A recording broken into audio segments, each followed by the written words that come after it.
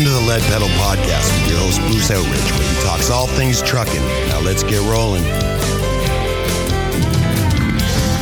Hey everybody, how we doing today? Welcome to another edition of the Lead Pedal Podcast. This is episode number 1092, and we've got some great stuff to show you today. We're going to recap the Bridging the Barriers event. That's right, this is the event that happened late September, put on by the Women's Trucking Federation of Canada, and this has got to be one of their best events ever. And when we come back, we're going to share with you what went on at the event and why you need to be involved. Here we go.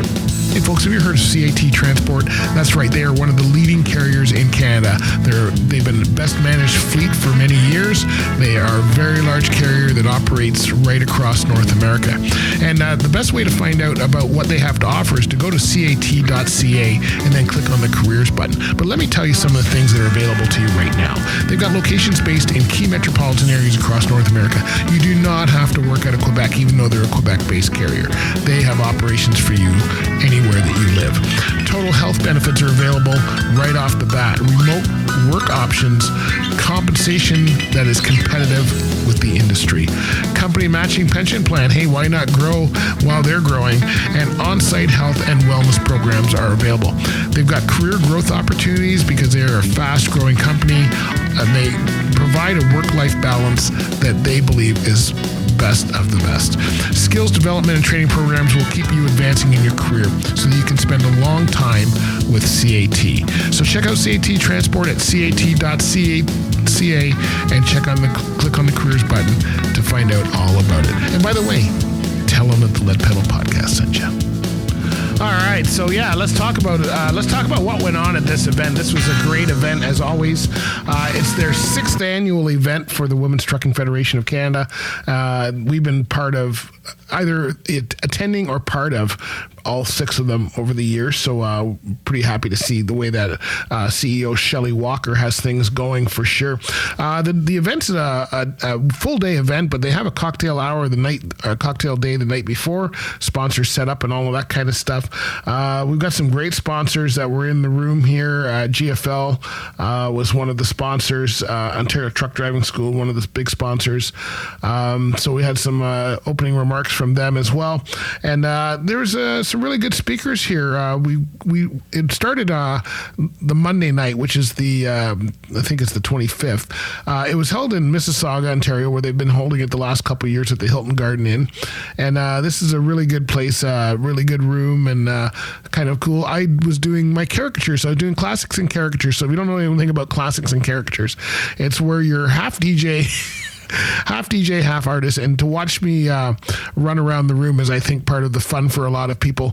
So what we do is we ask people to submit they submit 3 songs.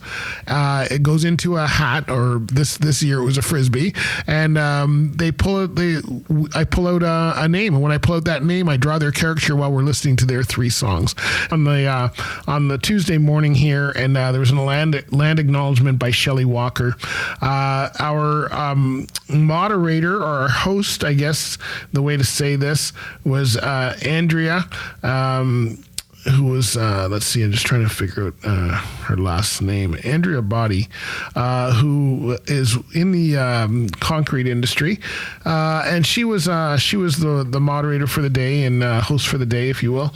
Anyway, we started off with Paul Artale, Dr. Paul Artale. Now, Paul Artale was the first one up. He was talking about maximum ability and how to recruit and retain employees with disabilities. We've seen him before a couple times. He puts on a really good presentation.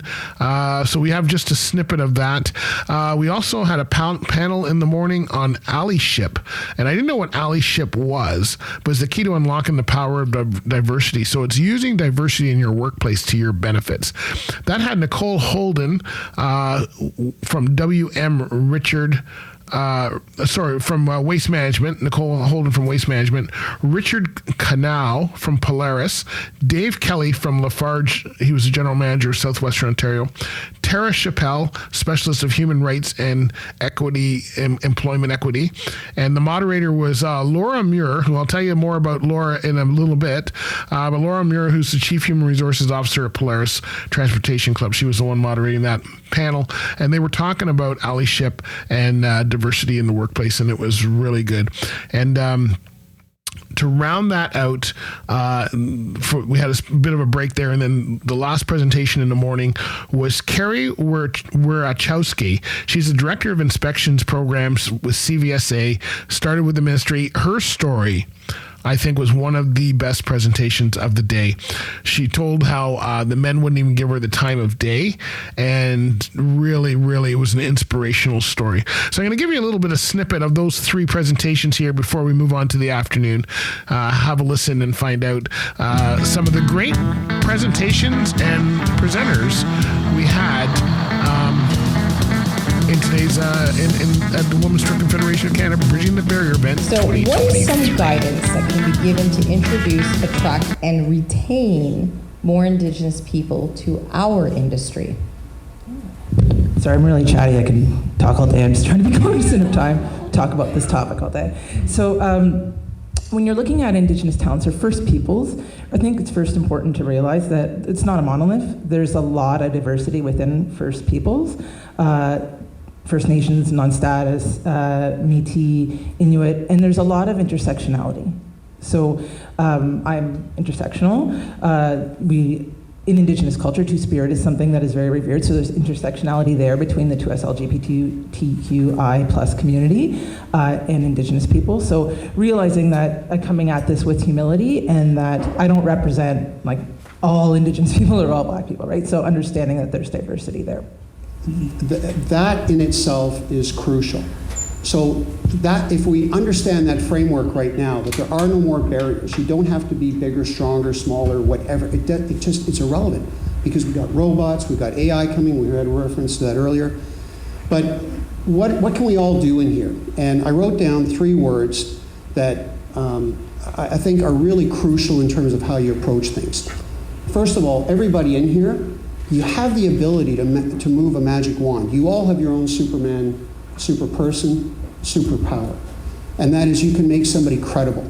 So when we think about somebody coming into an organization, each of you will set the tone for that person's pathway into the company on day one. If you welcome them, you introduce them, you make them legitimate. They're now part of the tribe. So the credibility is so important, because there are people out there going, yeah, the gals, or them, or they. Forget all that nonsense. You can make the change by making people credible. And really celebrate some of the differences and highlight them. Our particular executive committee, which has several different languages spoke in several different countries of origin, things like that, facts like that, aren't necessarily known with the rest of our population, but promoting that and saying, there's opportunity out there for everybody, right? We very much celebrate our diversity and equity, and I would say that that's a relatively new concept in our organization to promote and celebrate it. Giving more opportunity.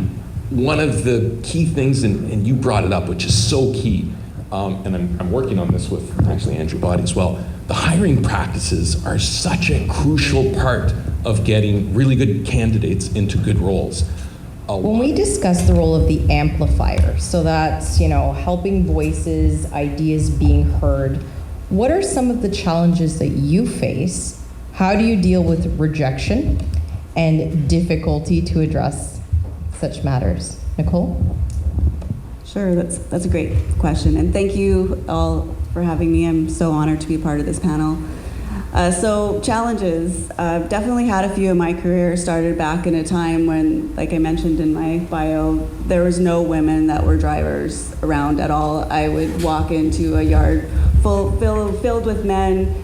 I was in my mid-20s at that time. It was 1995. So a long time ago, and I really did feel like, oh, I'm just this little woman, and nobody talked to me, and I was always like trying to like hide and fly under the radar and do my thing in the background, and really quickly realized that underestimated all over the place, all of the time.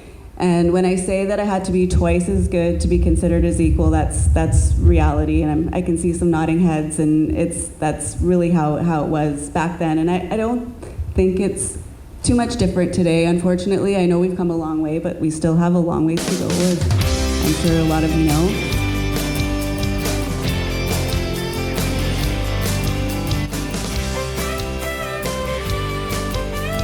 The president of CVSA at the time came up to me and he said, we want you to chair a committee. That's Rolf Vanderswag sitting next to me, if any of you know him. He was my secretary for a long time.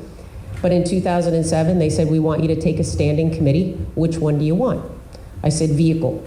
Everything to do with vehicle has always been my thing. So I take vehicle in 2007.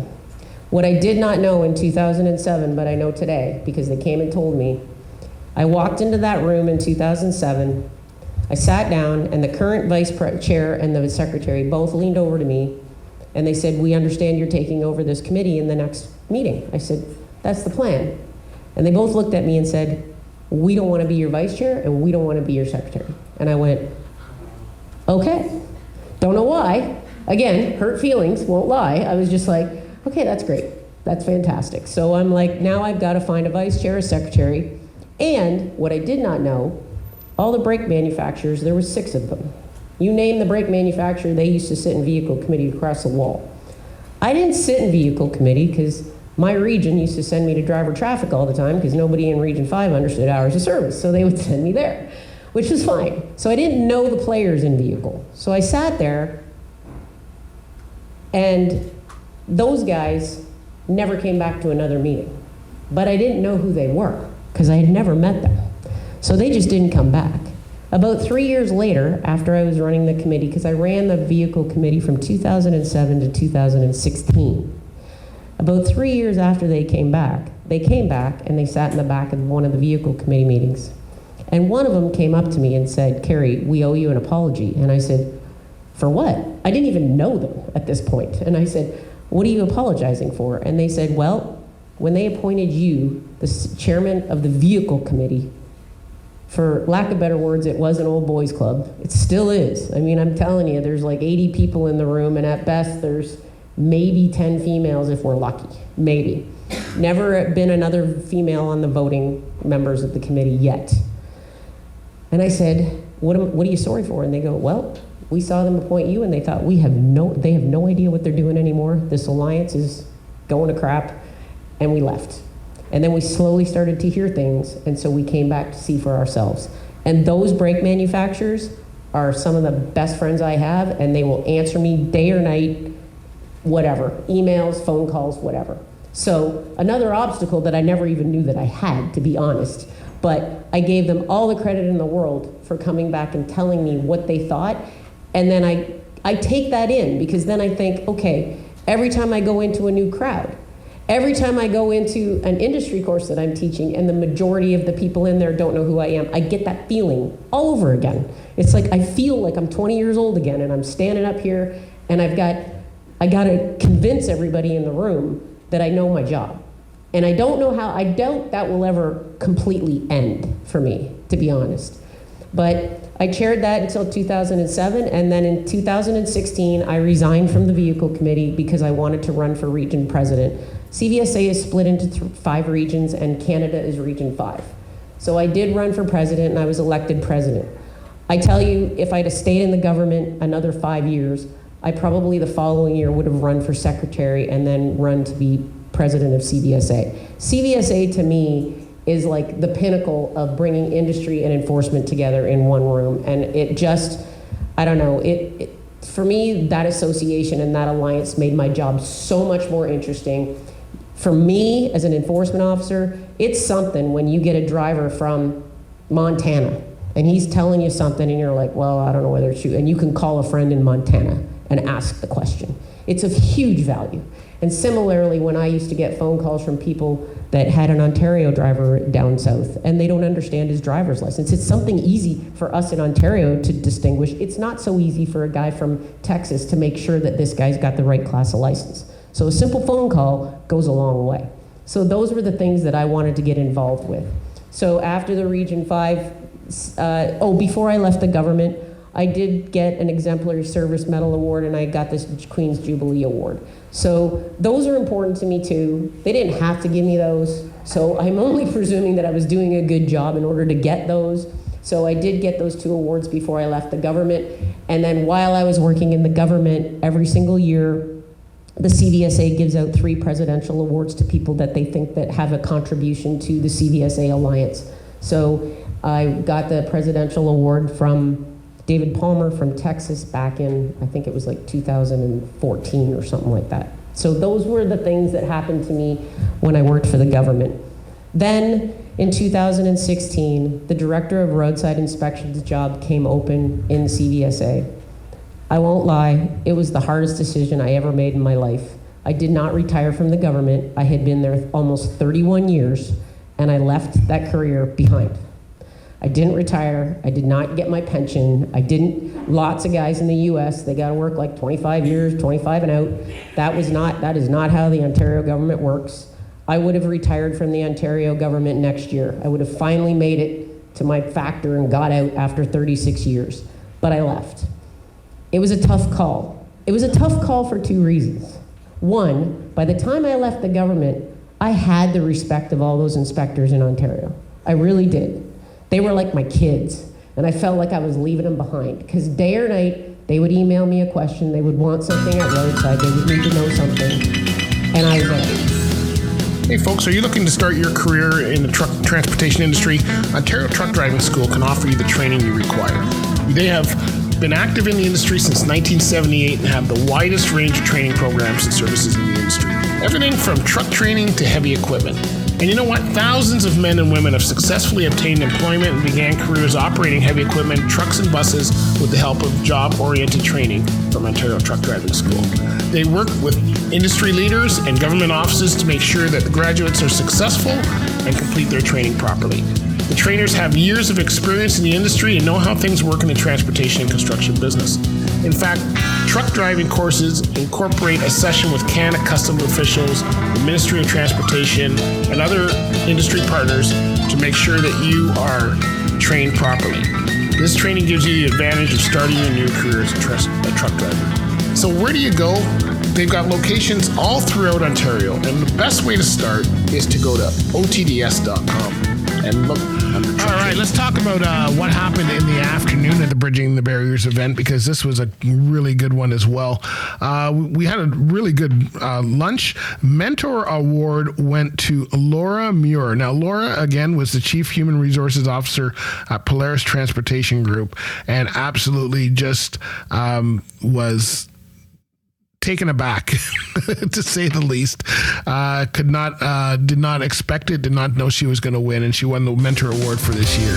And we had a chance to sit down and talk to her about the award.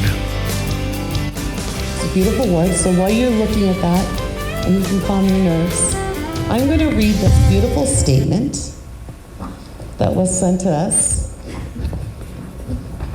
by Dave Cox. I am thrilled Laura Muir is receiving the esteemed Mentor of the Year award. Laura's approach to mentorship is nothing short of extraordinary.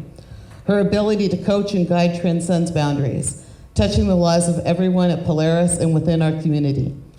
She possesses a natural gift for connecting with people, offering guidance with humility to create an atmosphere of trust, growth, and support. Congratulations, Laura, on this well-deserved recognition. Your contributions continue to elevate us all, and we are immensely grateful to have you as part of the Polaris family. Thank you for your incredible leadership and best-in-class approach to everything you do. Dave Cox, President of Polaris Transportation.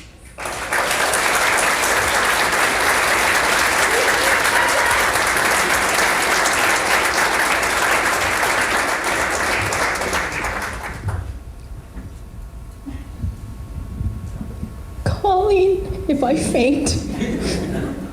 This is so unexpected because I'm really trying hard not to ugly cry so that Brenda doesn't get mad. But first of all, I have to thank God for giving me the strength to do what I do in His will.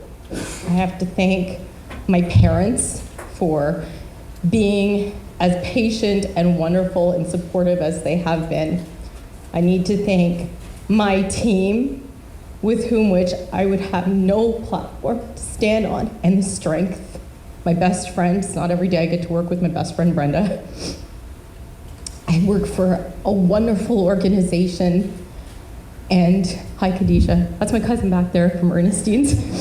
I just want to say, Shelby, you're not just here as a box tick. You're my friend, and God. So I didn't realize last night when I was drawing you, I was drawing royalty. I'm not. I would have, maybe taken an extra second or two. Congratulations. Thank you so much. You didn't know anything about it? I didn't know anything about it. Everybody else knew, and it was a complete surprise, but it's God's grace. Yeah. So, It's okay. so It's okay. what do you know? Do you even know what you did to be the mentor of the year? I just. You must have done something. I think. I don't know. It's just the grace of God.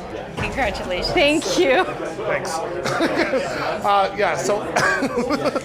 I think, I try to help the kids. I try to bring our NGOs together, and I really see Shelley trying to do that. She works hard, by the way, but trying to build co-relationships in our industry, which don't always work, but I try to bring that synergy. Back to you. Back to the important stuff. Me?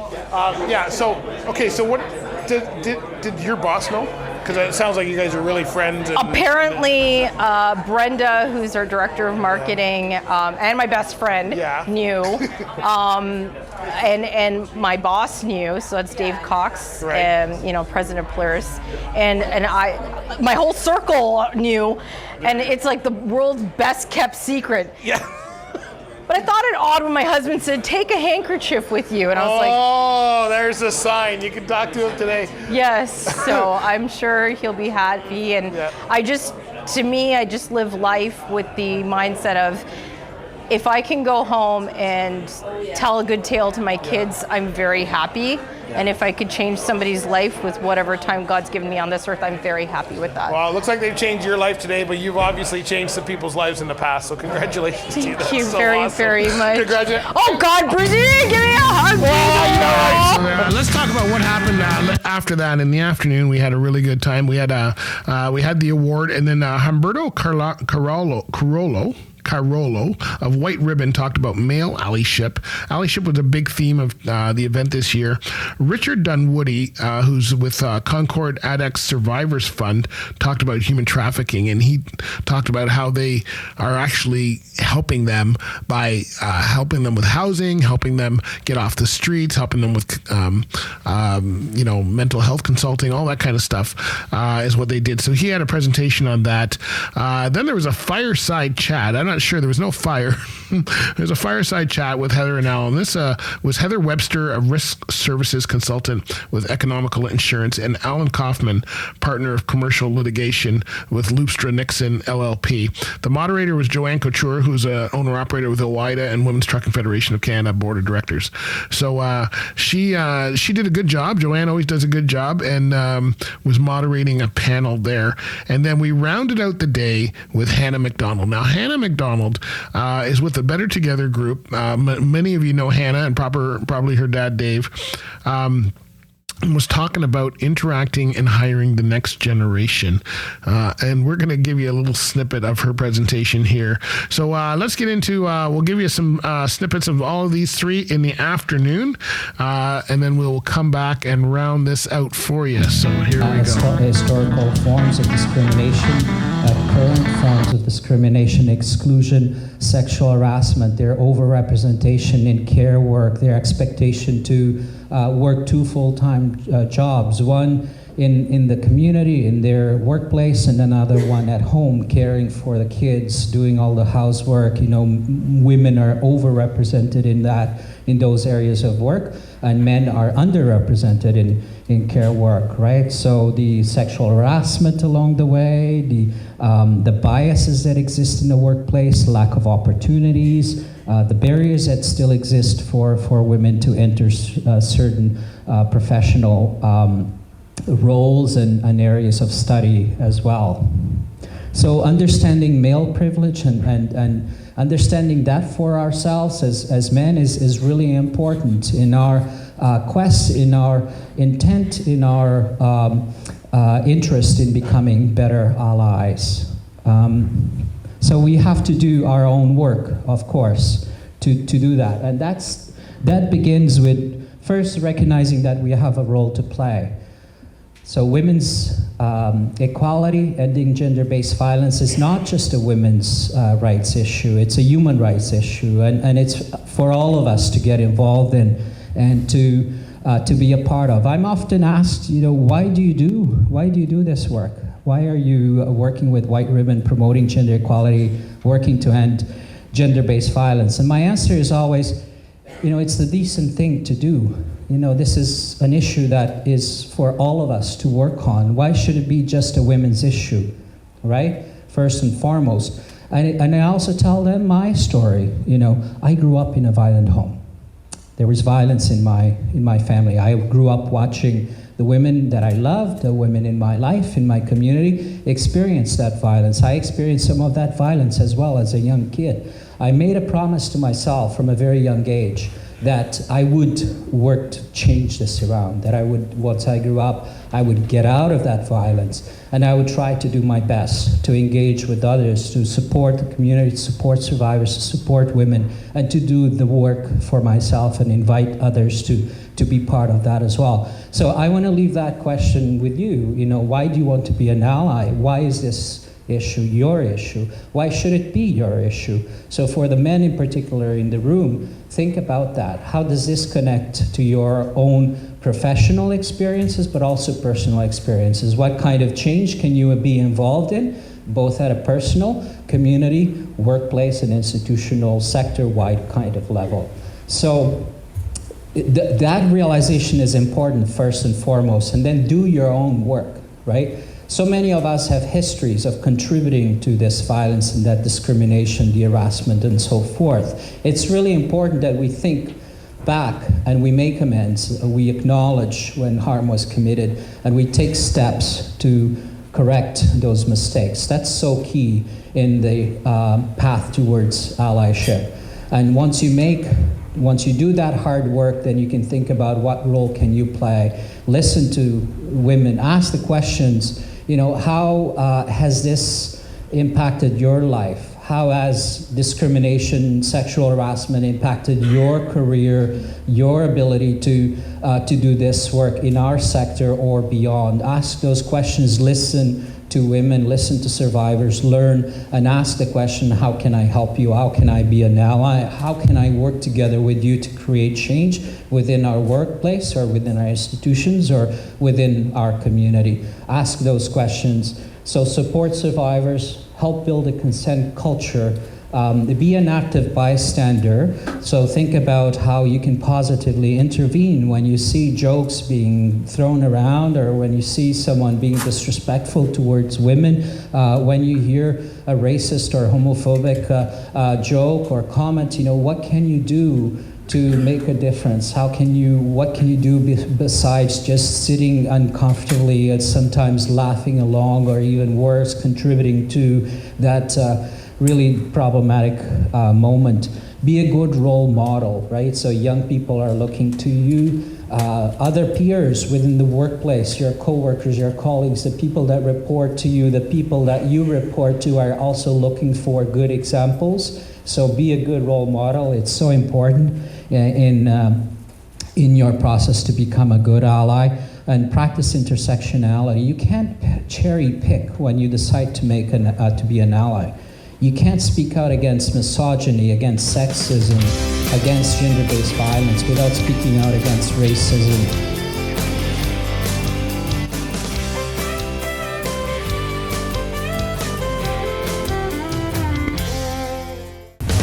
Thank you.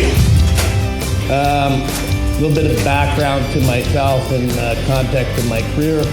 My career was in banking operations, several positions across North America. And in 2017, at a dinner meeting, and I forget where it was, there was a request from one of the speakers from the Canadian Centre to End Human Trafficking to support survivors of human trafficking and addressing the financial fraud and coercive debt arising from their trafficking. And so I called up and I said, all right, I'll give you an hour of my time. And that it was anticipated that they would be in it, a resident for 2 years, build up to move out and afford their own home. The average is between 9 and 12 months to where they are getting their own home. So now applaud for them. Okay?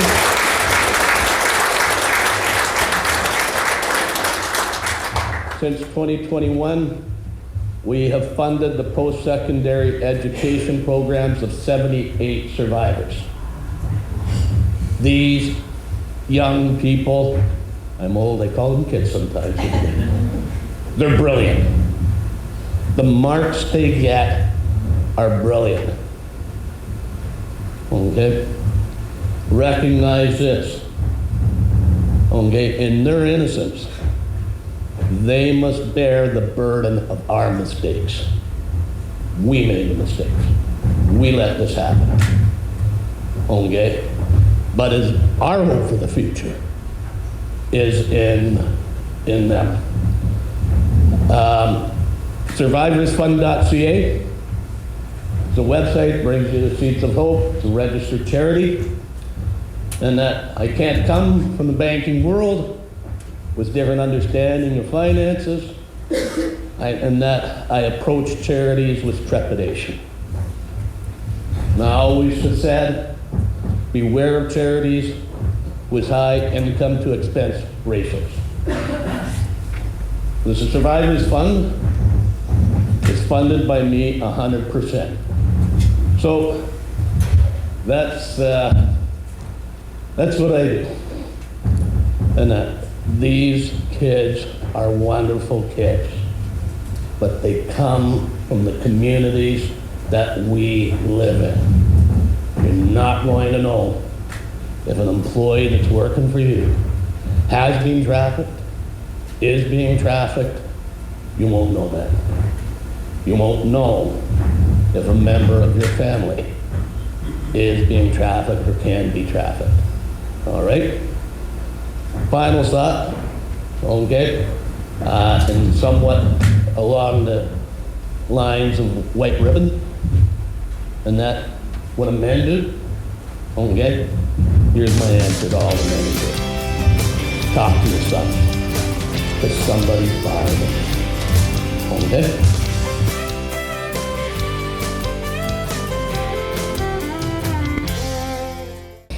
But Generation Z actually wasn't supposed to have this problem. They were supposed to have the technology to stand behind them, which was going to allow them to back up and say, I know what I'm doing. I know what I'm standing on. I have the information, I have the education, I have everything to stand behind me. But rather than that, it's actually stripped some really real-world experiences away from them and made it really hard and uncomfortable to survive in a world like this. Fun fact, I hate mailing mail. Makes me so uncomfortable. I've done it once in my life. I've mailed mail once in my life. Other than that, I've faxed things. I've sent pictures. I've sent Google Docs. Mailing stuff makes my anxiety go higher than getting on this stage. That's crazy, right? Absolutely insane. But I was stripped of that very random, real-world experience. And so many Gen Zs are gonna have different things like this that they endure through the day as well. They're scared. Now, flexibility. 65% of Generation Z said that working from home made them feel more connected to their coworkers. That's crazy. More connected than when we're sitting next to each other and I can touch somebody? More connected? Yes. Remember what I said about my fiance? How I actually felt like we were able to get more connected because we started long distance? This is happening with your Gen Zs and your employees in the building. They're using mediums that they are comfortable on, like telephones, like emails, like messaging, and it's giving them the space to get more vulnerable and be more open with the people that they're working with. So rather than pushing them back and giving them less of an opportunity, it's actually making them feel more comfortable, which is really, really interesting. And 78% of Gen Zs say that flexibility in working hours would have them accept a job immediately. I know so many of you offer people jobs on a regular basis, right? You hear someone, they say, yeah, I got a couple others to hear from. Give me a minute. I need to reach out to them before I accept anything. I've got a couple other interviews I need to go to before I understand if this is really the one that I want. I have a couple other jobs. I need to check the wages and see immediately. Not I'm going to go back. Not I'm going to check my stats. Nothing like that immediately. I'm going to shake your hand right now. Immediately accept a job. So flexibility is incredibly important to this generation. Every generation has something that they're going to value, and this is going to be what it is for them.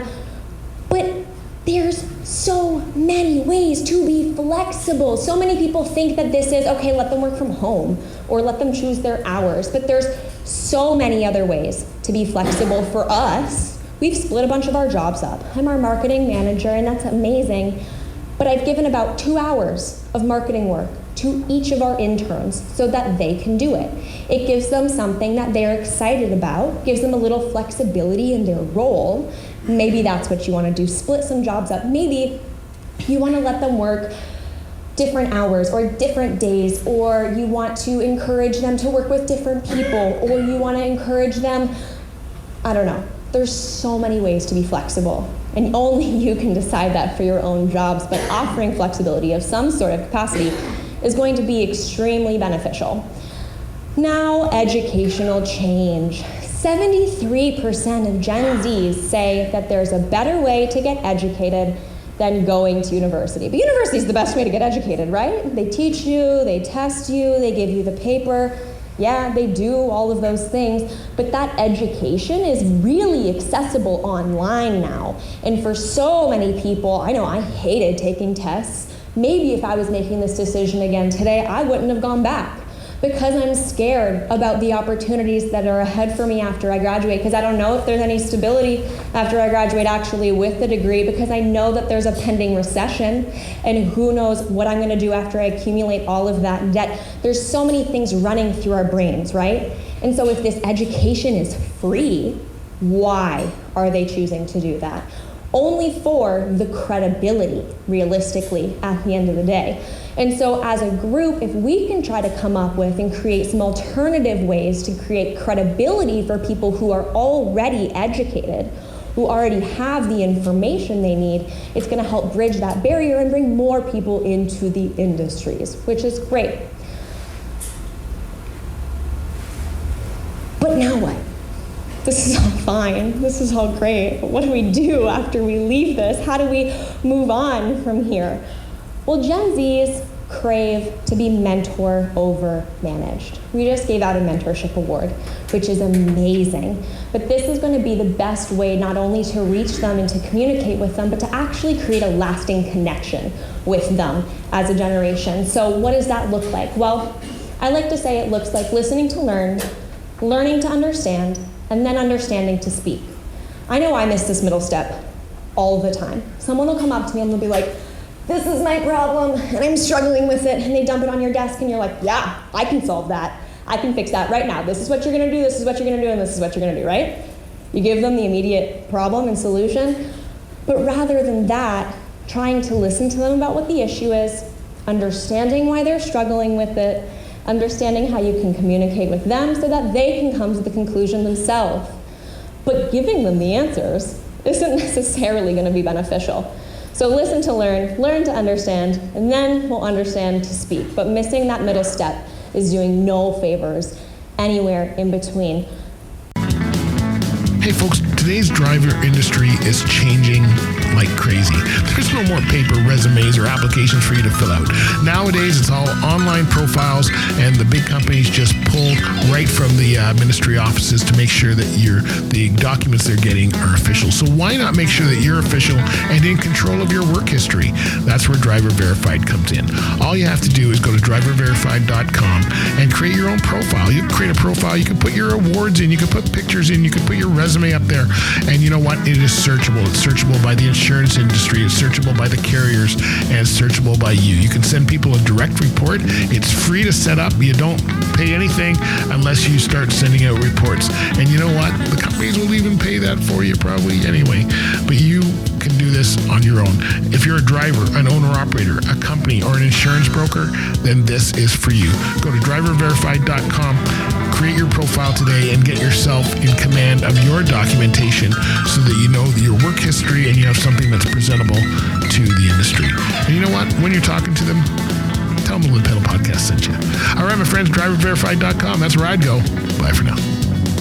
All right, so hey, you know, all in all, it was a great day. Some really good presentations. If you want to see some of the video on this, you can go to our YouTube channel and check it out. We have some great YouTube presentations up there as well. There's a recap video, all of that. So you'll also be hearing from more of these ladies in various our podcast episodes coming down the rope, because some of those women presentations, I want to honor them as well. So lots coming up. It's going to be a really good event. Make sure you bookmark it for next year. It's usually late September every year, and you can go to Women's Trucking Federation at WTFC.ca to check out all the information there. Big thank you to everybody for having us out and doing what we do. Go check out the videos on that. And big thank you to all the sponsors that were stepped up to the plate and got things done. It's good to see everybody being part of it. It's a great event. They were sold out this year. So next year, don't wait. All right. So, hey, make sure you're following us. We'll be sharing information for you all the time. We're on Instagram, Facebook, Twitter, LinkedIn, TikTok, and YouTube, of course. And of course, subscribe to the podcast wherever you get your podcasts. And don't forget to forget about our radio station. If you want to hear us live and hear music and entertainment, then Lead Pedal Radio is where you need to go, leadpedalradio.com. And, you know, we go live Mondays, Wednesdays, Fridays, and Sundays, usually around the noon time, except for Mondays and Sundays, which is Mondays are 7, and Sundays are so check out our whole schedule there, and we'll catch you later, my friends. Thanks for being part of the Lead Pedal Podcast. Thanks for listening, and we'll talk to you on the other side. Bye for now. This has been another episode of the Lead Pedal Podcast. For more information or to subscribe to the podcast, visit theleadpedalpodcast.com and be sure to follow the podcast on Facebook and Twitter.